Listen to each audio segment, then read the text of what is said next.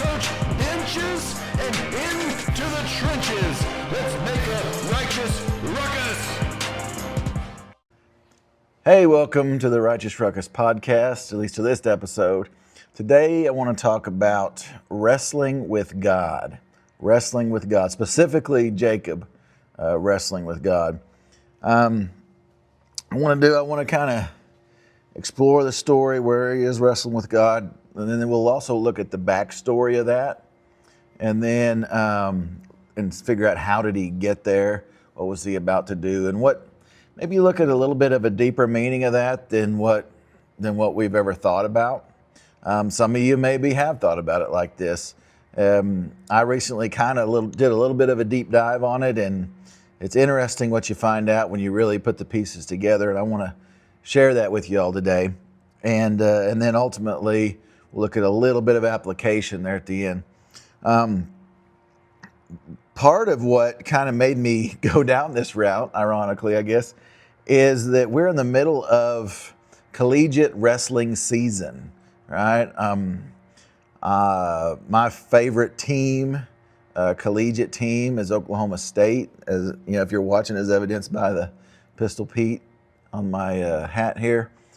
But it's interesting. You see those guys. They're doing really great this year, and they're coming a long way. And it really kind of made me, when I came across the story of Jacob wrestling there, I was like, the application and everything just kind of hit home, because we're in the middle of collegiate wrestling season. I'm not going to get too deep into that, because I know collegiate wrestling is kind of a niche sport, if you will, and it's not on TV all the time or anything. And I'm a recent fan. I don't know that much about wrestling or collegiate wrestling. It's very interesting, and it harkens back to the original Olympics and all that. It's historical as well. It's just kind of appealing there. So, speaking of historical, let's look back in the history written in the book of Genesis. We're going to get into this. This is Genesis. Oh, I'm also able to get on the back porch here today because been blessed with a beautiful weather. I'm here today.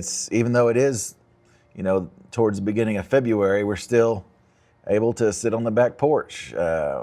Some places there's still snow on the ground, but right now it's beautiful out. So I'll take that. So we're going to look at Genesis. We're going to start with Genesis chapter 32, verses 23 through 31.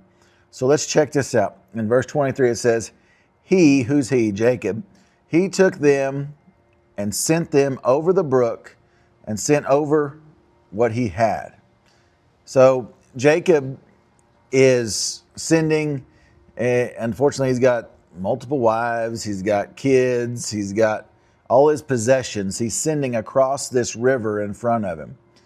Then Jacob was left alone. Everything that he has, he sent ahead of him. Jacob was then left alone, and a man, capital M, a man wrestled with him until the breaking of day. Now when he saw that he did not prevail against him, so when the man saw that he was not prevailing against Jacob, he touched the socket of his hip. So the angel of God, God essentially touches Jacob's hip socket. And the socket of Jacob's hip was out of joint as he wrestled with him. And he, capital H-E, said, "Let me go, for the day breaks." So God, the angel of God, is saying, let me go. I popped your hip out of socket. Then he's saying, let me go, for the day breaks. But he said, I will not let you go unless you bless me. So he said to him, what is your name? He said, Jacob.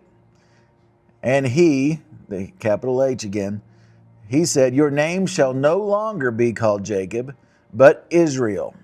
For you have struggled with God and with men, and have prevailed. Then Jacob asked, saying, tell me your name, I pray. And he said, why is it that you ask about my name? And he blessed him there. So Jacob called the name of the place Peniel, For I have seen, quote, for I have seen God face to face, and my life is preserved. Remember, people weren't allowed to see God or you would die. Here, he's given this place this name because he wrestled with God, saw God face to face, and lived. Just as he crossed over Penuel, that's the river there, the sun rose on him and he limped on his hip. So one thing I do know from these collegiate wrestlers is these matches, they're 3-minute intervals there. So it's 3 minutes, rest, 3 minutes, rest, 3 minutes, rest, if it goes the full time.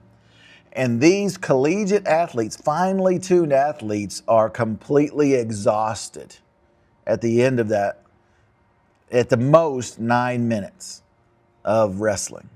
And here we don't know when the man came to Jacob, with God faced Jacob, but he sent everybody over the river, over the brook, across the creek, and Jacob was left alone. So sometime during the night, sometime after he was set alone, a man wrestled with him until the breaking of day. That's a tough feat. That tells me right there that Jacob was no slouch. Jacob was a stud there, man. Jacob was a heck of a man to be able to wrestle that long for anything, but just to be able to wrestle, period, for longer than 9 minutes with God is insane. So that tells me that. Now, what was Jacob about to do, and how did he end up here in the first place? Jacob was sending his people ahead, all right, because he was getting ready to meet his older brother, Esau. Now, you may say, well, great, he's meeting his brother. What's the big deal? Well, here's the thing. You go look back in Genesis. This is the brother that he stole his family blessing from. The older brother was supposed to get the birthright and the blessing. And here Jacob ends up stealing both of those from his brother. In Genesis 27, verse 18 through 24, let's look at this. So he went, this is Jacob. So Esau had gone out to go hunting. His brother, or his father Isaac, he was blind essentially, couldn't see, and he's getting ready to die. And Isaac says, hey, Esau, you like to go hunting. Please go get me some wild meat and we can cook it up. We can have a great meal, man. It's going to be awesome. It's going to be great. And Esau leaves. And as soon as he leaves, with the help of his mom, Jacob says, all right, I'm going in there and disguising himself as Esau. So in verse 18 of chapter 27, so he went to his father and said, my father. And he said, here I am. Who are you, my son? Jacob said to his father, I am Esau, your firstborn. I have done just as you told me. Please arise, sit and eat of my game, that your soul may bless me. This guy's blind. Isaac's blind, right? But Isaac said to his son, how is it that you have found it so quickly, my son? So in the middle of trying to deceive his dad's like, how'd you find this so quickly? So for one thing, he's questioning, is this really Esau? Jacob says, hey, it's Esau. So he's lying there. And then he says, this gets deep here. And he said, because the Lord your God brought it to me. So not only is he lying about this situation, he's bringing God's name into this, saying that God brought him victory while hunting, essentially. That's how he was able to get it back so fast. And Isaac said to Jacob, please come near that I may feel you, my son, whether you are really my son Esau or not. You know, he's listening. He probably knows something's up here. Something's fishy. Please come near that I may feel that you are my son, whether you are really my son Esau or not. So Jacob went near to Isaac his father, and he felt him and said, the voice is Jacob's voice, but the hands are the hands of Esau. Remember, he had, was it a goat or a lamb or something skin that he laid over his hands, and then on the back of his neck also he put that on there, and then he put Esau's clothes on. So he said the voice is Jacob's voice, but the hands are the hands of Esau. And he did not recognize him because his hands were hairy like his brother Esau's hands. So he blessed him. Then he said, are you really my son Esau? He said, I am. Verse 25 here, he said, bring it near me, and I will eat of my son's game, so that my soul may bless you. So he brought it near to him, and he ate. And he brought him wine, and he drank. Then his father Isaac said to him, come near now and kiss me, my son. And he came near and kissed him, and he smelled of his clothing and blessed him. He said, man, it sounds like Jacob, but it feels and smells like Esau. And Jacob's receiving this blessing. So Jacob deceives not only Esau, who's out hunting doing what he's supposed to do, but he's also deceives his father. And then when Esau comes home, there's a big freak out, and Jacob ends up running off for his life, going to live with his uncle Laban. Yeah, his uncle Laban. And so when Jacob, this is not the first thing. Jacob was kind of born a deceiver, right? Kind of born into that. This is not the first time. When he was born, Jacob literally means heel grabber, or you can think of it in terms of somebody trying to trip somebody up. And, he was one of two twins. Jacob and Esau were twins.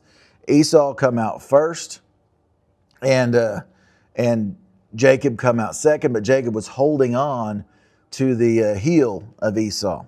But this is interesting. When you look back at when they were born, what was the promise that God made to his mom? In Genesis 25, verse 23, it says, this is what the Lord said to Rebekah. Jacob has lived his whole life. Forgive me.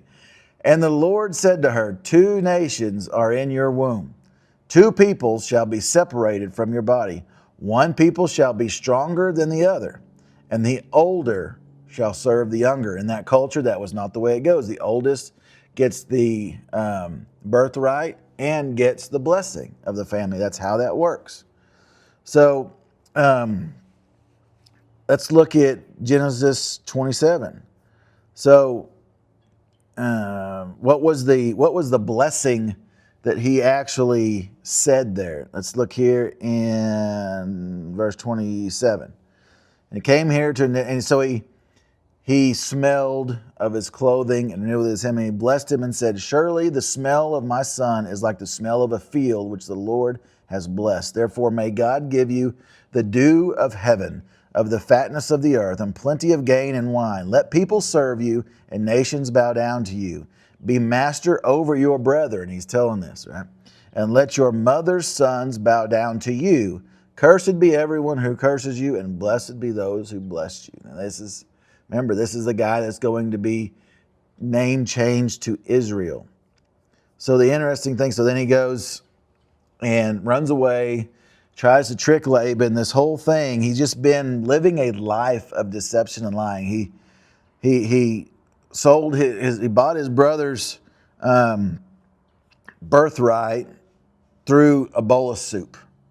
And he tricks his father into giving him the family blessing by dressing up and smelling and tricking his father into this, thinking that he's the older brother.